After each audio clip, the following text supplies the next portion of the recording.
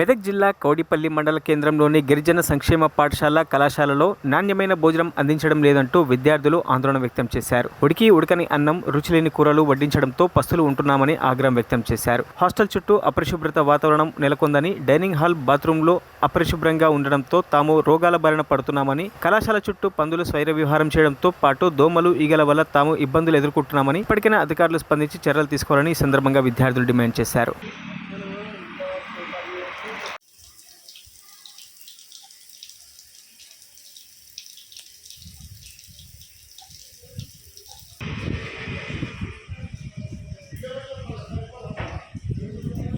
మరిన్ని అప్డేట్స్ కోసం మా ఛానల్ని సబ్స్క్రైబ్ చేయండి.